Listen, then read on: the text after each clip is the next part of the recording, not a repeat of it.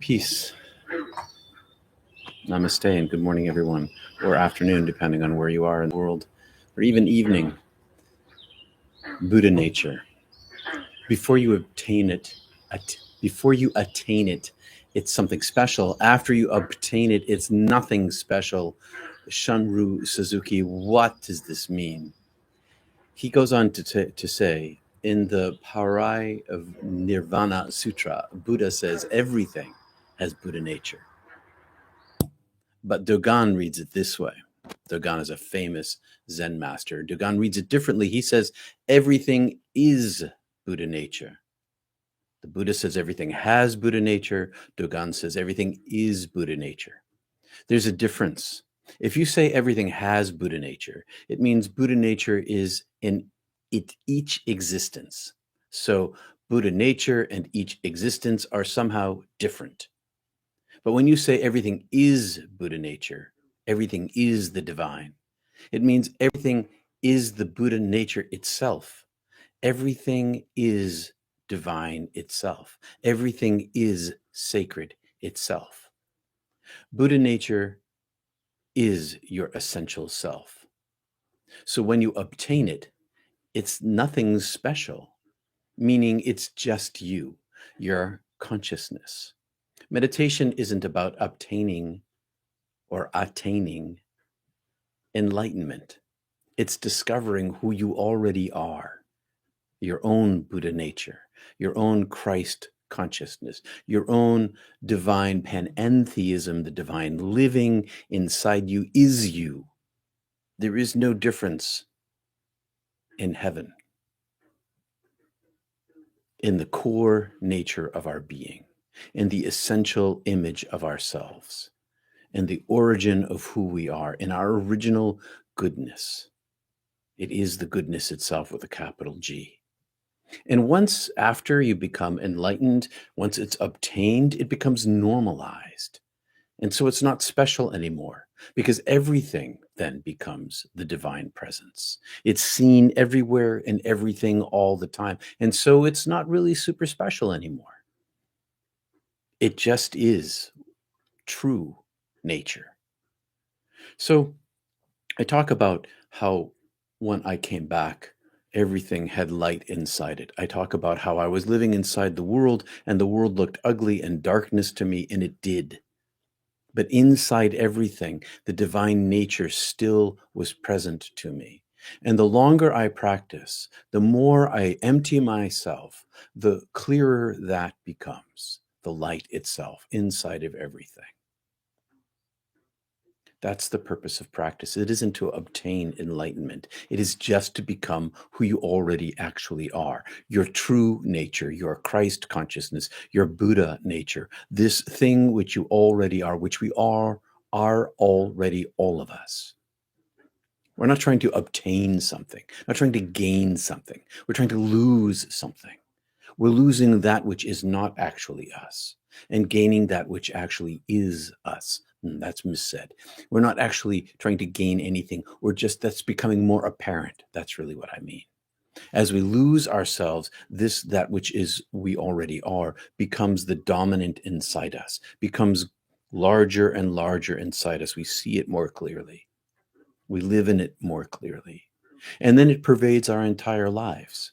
You know how when you meditate, or when you miss a day or 2 or 3 of meditation, that peace that you carry around with you as a result of meditation begins to fade, begins to get less? The opposite of that is true. The more we practice over years, weeks, days, months, years, decades, the clearer that becomes, the more the essential nature of who we are becomes evident to us, the less our false self has dominance. Our Buddha nature, our true selves, becomes present to us. I talk about the temple inside the heart, which is where the goodness, the capital G, lives, is who we are at our core. Because ultimately, there is no separation between the divine self and us. We are that self. We are, with a capital S, we are that divine self. And that's what meditation reveals to us.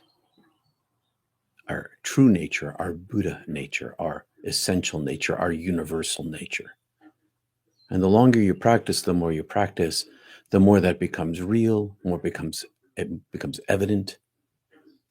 And so it's not really about obtaining anything or attaining any goal, so much as it is a loss of self, of false identity, and the realization of true self, the recognition, remembrance of that which you already actually are. And that's why we practice year after year, to get more and more clarity, to grow more and more. So your Buddha nature is who you are already.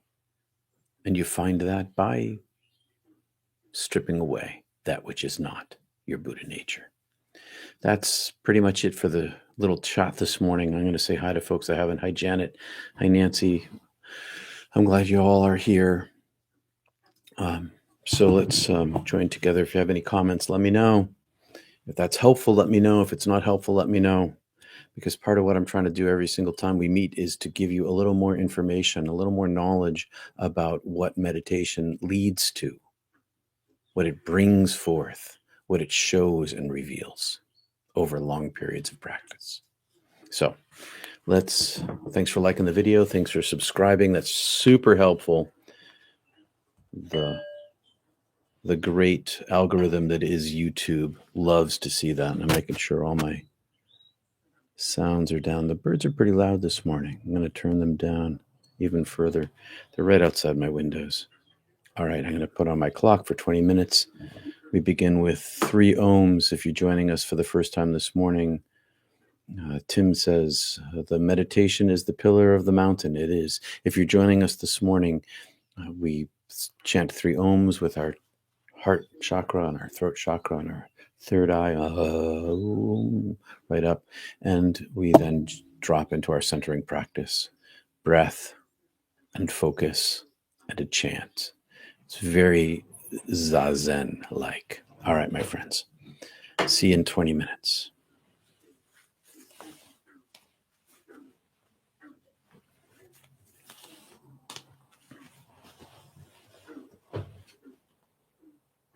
Settling in. Relax your feet and your legs and your thighs. Think about it. Relax your back and your shoulders, your neck.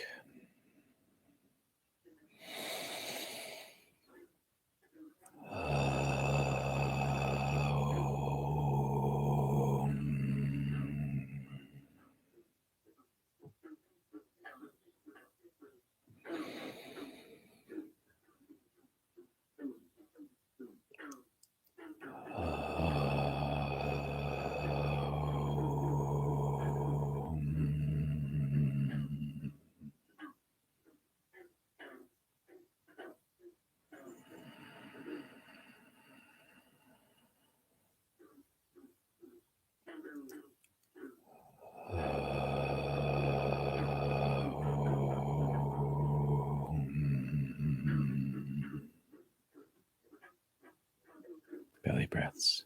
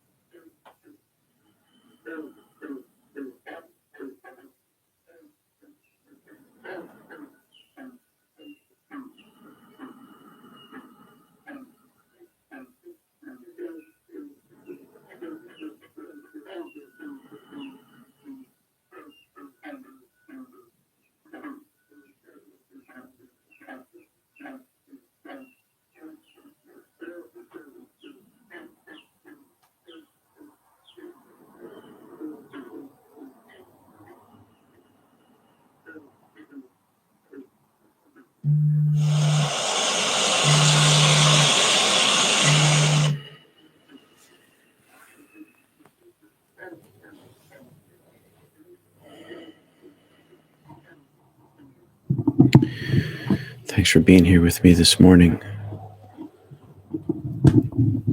Peace and blessings to everybody, to Nancy, Susie, and Chuck, Jay, and Tim. Yeah, you can hear the frogs outside. The windows are actually closed. They're pretty loud this morning. I hope that's okay with everybody.